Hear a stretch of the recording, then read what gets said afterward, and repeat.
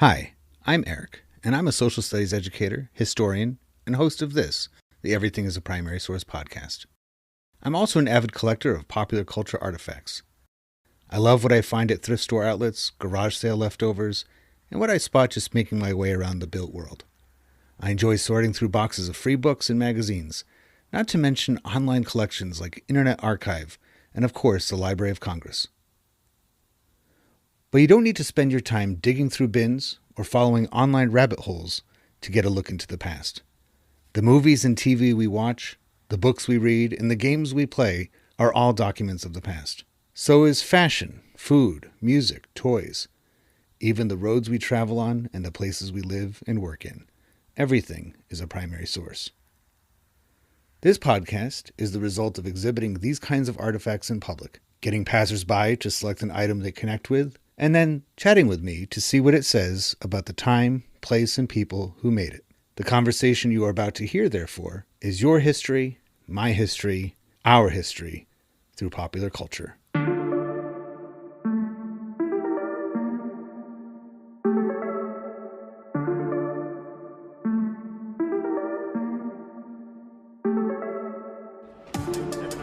How's it going, Matt?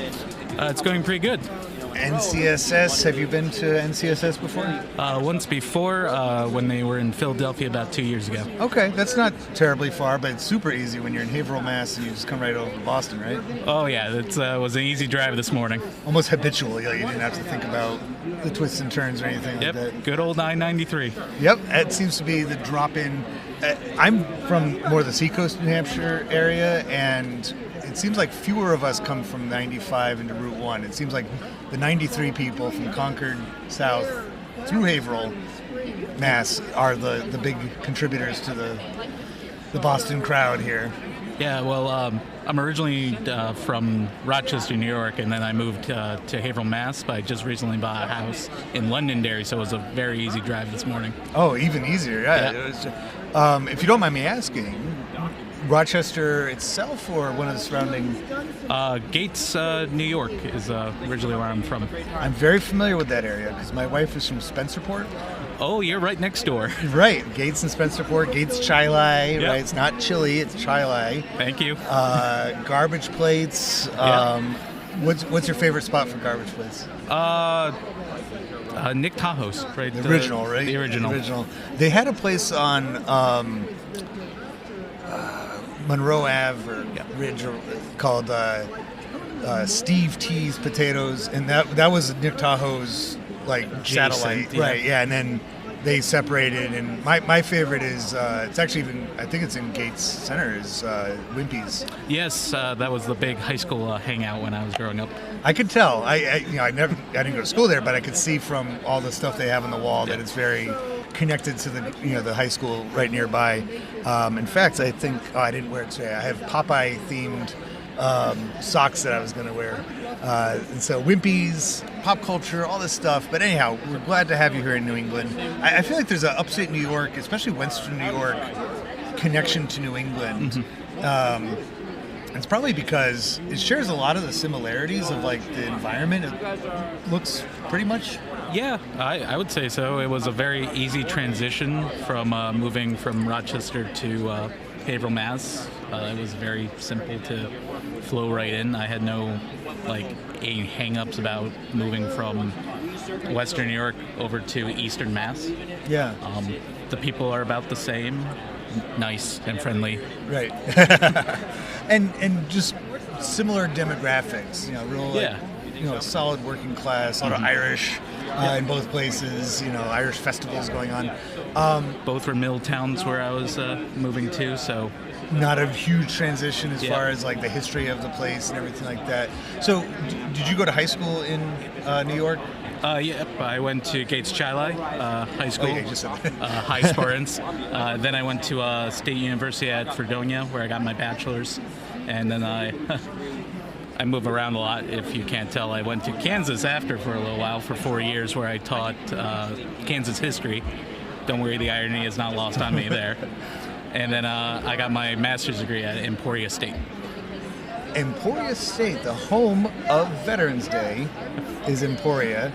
The only reason I know that is because we were driving through Kansas on the way to the Grand Canyon a couple years ago. We used Atlas Obscura almost exclusively, and that was on their site. It's like Emporia, the home of, and so a few weeks ago I was telling my students all about Emporia, and it's a neat little town actually. We went thrift shopping there. That's how we get our souvenirs, is thrift stores and stuff like that. So the reason I ask you about where you went to school and everything like that, I have a feeling, and it's probably going to be true, that most of the people here, the social studies teachers, became that because of a teacher that you had. Is that true for you? Yes, absolutely. I kind of knew I wanted to have this job since fourth grade. My elementary teacher in fourth grade was Miss Valentine. She had done the American Revolution for a good chunk of that year, and that's how I fell in love with the subject. But the biggest influence on my teaching career has been actually an ELA teacher, Mr. Richard Hartman. He was this really wonderful teacher who taught a lot about not only the importance of reading and writing, but how they can connect to, as we'll talk about maybe later, pop culture. And the influences on how books influence culture and thus make history out of that. So it really made it like a whole global, worldly experience for you. It wasn't just, we're reading this and answering these questions. He always connected it back to us in some way, shape, or form. That's, and may I assume that is your method of teaching as well? I do my best to. What would you say is, are there any challenges in social studies education currently to maybe inhibit that style of teaching in any way? Or do you feel that you're pretty successful and able to still do that? I think sometimes, not going to speak for every teacher out there, but I think sometimes we can get lost in teaching to the test versus helping out our students in the best way form and possible. I think that's probably maybe the greatest inhibition, is just trying to not teach to that test and not letting that test dictate everything that we do.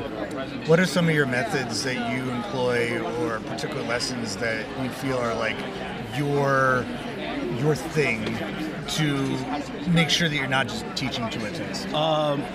Big thing that I do for my 8th graders is we have 2 units, the presidential unit, and then we have the Supreme Court unit. And both those units have, as a kind of a big project, a mock election and a mock trial. So students are either running their own presidential campaigns, where they either have a president and vice president, a campaign manager, and a media specialist, or in our mock trial they are the prosecuting lawyers or the defense lawyers, and they have their witnesses, and they also go through, selecting juries and the jury process. So it's almost like I know we, as educators, we like to pin terms to everything, but project-based learning. Right? Like they're learning authentic, real things, even if they don't actually pursue a career in the law. They have some exposure to it through taking your classes. And I've been working at the school for 3 years, so my 8th graders this year are like, so when do we do this? When do we do that? And they're expecting it. That must feel good, that there's a bit of a reputation, a positive one, of like, oh, that's the guy that does the realistic type stuff. That must feel really good. I feel you and I have a lot in common with each other, because I, too, have moved around. My first teaching career, I went to a SUNY school as well. I went to SUNY Oswego. Okay. That's where I met my now wife, because it was kind of a local school for her. I grew up in Plattsburgh, New York, which is North Country, and the rival of Oswego State in sports. So I went to the rival school, but got my teaching career started in Maryland. So I'm sure you felt this way in Kansas. I'm like, this isn't my area, but I'll do my best to bring this style of authentic teaching. Yeah, culture shock. Right.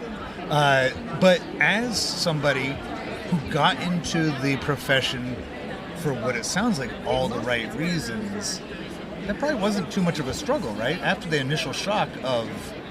Yeah, no, my kids currently in Haverhill ask me all the time, like, well, what's the difference between teaching in Kansas and teaching here? I'm like, really nothing, guys. You're all the same type of teenagers. You all do the similar things.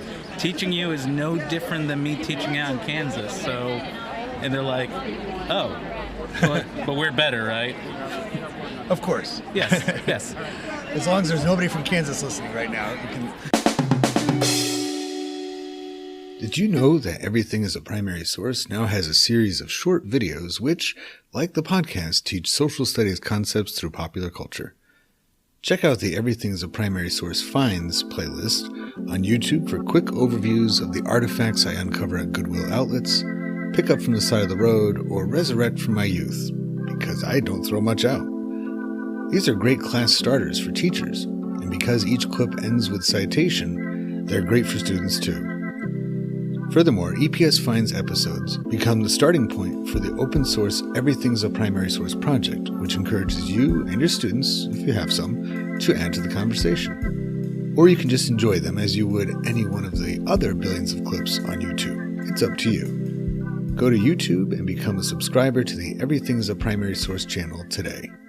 Now, back to the conversation. So we're going to talk about Batman, but not the more recent iterations of Batman, but rather the 60s one. Yep. What was that your first exposure to Batman, or did you have to, was that like second or third? I think the Adam West Batman would have been my second. My first was the late Kevin Conroy's Batman the Animated Series, and then it was Christian Bale's was the second one. And then I went back and watched 89, so actually he's probably more like the fourth one. He probably seems. So I remember when The Dark Knight came out, the second Christopher Nolan one. I tried to show it to my dad, and he's like, I couldn't even get through 10 minutes of it. He's like, the Joker is supposed to be kind of funny. You know, what's the guy that plays the Joker in the Batman series? And he had the mustache. That was his. Yeah, because he refused to shave it. And so they put the makeup over the mustache. And I remember watching the Batman series. I would come home from school and be on Nickelodeon or something like that, afternoons, and laughing at it, but being annoyed too, because I'm like, I was familiar with the Michael Keaton Dark Knight Batman, and I'm like, who's this guy? Like, he doesn't look like Batman at all, and not really realizing that it was meant to be tongue-in-cheek. Yeah. It wasn't meant to be taken seriously. It's not until I started reading some comic books that I realized, oh, the 1966 one, this is capturing the comic books of the time. Pow, bam, crack. It's literally a comic book on the TV screen. Yeah, So. And it's not meant to be, and even the comics were pretty ridiculous in the 60s too. They weren't. And how familiar with the comic book, history and things are you? I am aware that there was the Comics Code Authority that was a parent movement about trying to restrict how much content was in a comic book, especially graphic content. So I'm aware of that. I'm aware of the change in the 80s with Batman Year One, and The Dark Knight Returns kind of really took that in a different direction. So I assume we can say that it was the Comics Code that ultimately produced that version of Batman in the 60s of being a kind of a silly, lighthearted, goofy character. And yeah, I would agree with that statement. That was their source material for making the show. Yeah. But one of the things I always noticed about watching that, because I've since rewatched him after I know now, and I actually like it a lot. Like it's really good humor. Mm-hmm. Especially the movie, the Batman the movie. Yeah, the original movie that launched the series is, it's corny, it's goofy, but it really does a great job of capturing the 1960s and that character. And as just a history teacher, you just gotta love that. So you could technically, if you're teaching 60s America, you could put on that movie and be like, "Welcome to the 60s." Yeah. This is, Batman was not a serious, brooding, angry martial arts guy. No. He was a playboy millionaire that moonlighted as, and actually, I mean, moonlighted, it was like daytime most of the time he was running around, I love that part with the bomb. Oh yeah, And he's like, you can't throw it. Everywhere he looks, it's very, and like you can see that connected to like The Simpsons later on, and Adam West even shows up on The Simpsons as talking about. But what I was going to say is that watching that old Batman, one of the reasons why it works so well, Adam West took it seriously. Yes. Like he wasn't. I think that's a shortcoming of a lot of like the Marvel movies of recent years. Mm-hmm. Very self-effacing, like kind of like making fun of the audience for even watching it. Like, oh, this is ridiculous. Spider-Man, like Captain America, this is silly. We realize how ridiculous this is. Just like the original Star Wars. If you're taking it seriously as the actor, as the maker of this, then everybody else will that take resonates, it right? The audience is going to also, because they're being taken seriously by extension. Yeah, that's why I think 66 is still so beloved, is the fact that all the fans that watched it knew how much the actors took the project and the product seriously, that they wanted to be serious about it as well. Right. And another great reason why that is very 60s of them is, in the movie, was that before the series or is it after the series started? Pilot movie. It is, okay. So it's, you wouldn't have any basis of these characters unless you read the comics. And the reason I say it's so 60s of them is because the golden age of Hollywood was over. Yep.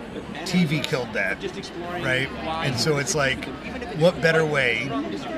It's just like now, like we're back to the TV age again, but it's premium TV. It's not. And so, like, if you have a movie idea or an idea for a story, and you're shopping it around to all that, they might very well come back with, how about a series or a mini-series at least. I'm sure the same thing's happening back early 60s. They're like, okay, mid-60s. Batman?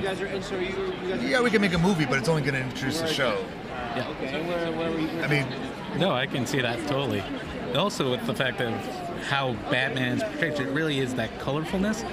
And that is the 60s with like JFK being very like bringing Camelot, and things were in some areas of the country very colorful and very bright and hopeful. And this Batman is that bright and colorful and hopeful type of Batman. And he's also a very wealthy guy. Yep. Kennedys are a pretty wealthy family. Oh, yeah. Who puts that aside to serve his community and country. Right. And try to help. I mean, in that version of Batman, he's very much more out in the open. Yeah. Like, he, like, walks right into Commissioner Gordon's office, like, hobnobs with the mayor, and they all know him. And, you know, of course, he's always running into the people coming out of City Hall, and, you know, the papers go everywhere. He still has a telephone to the government. Right. He's like their, no pun intended, wing of, you know, so he's not the secret vigilante that we get with 89. Yeah. And what really Frank Miller does with Batman Year One is, let's take this character and make him what he really should be, is this, you know, kind of anti-hero, not the ultimate hero, kind of thing. But the 60s, that was another reflection of the era, wasn't it? It was that concept of the actual hero. Mm-hmm. You know, you think about the service to your country, you know, do more for it than for yourself concept. We get, I think one of the pitfalls, especially for those of us who weren't alive then, and this is true for any era, but especially one as loud and as bright as the 60s, with such very recognizable elements, is that we paint it into very strict corners. We're like, you are either a hippie at Woodstock, a Vietnam War veteran, or some other counterculture type.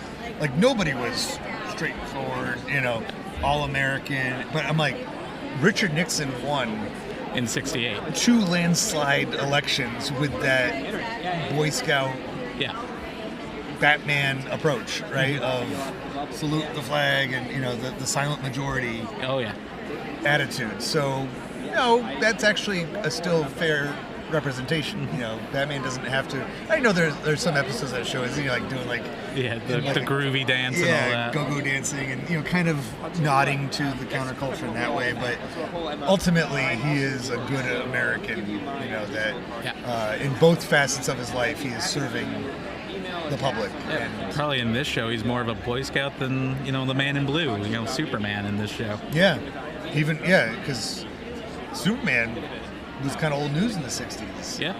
Batman had at least a little bit of an edge. He wears a mask. He's a little bit mysterious and stuff. But that's how simple it is. We just got, 20 minutes of conversation, if not more, from talking about Batman and social studies. And Matt, I really appreciate your time. Well, thank you for having me. This was a great opportunity. I hope it's not the last time we talk.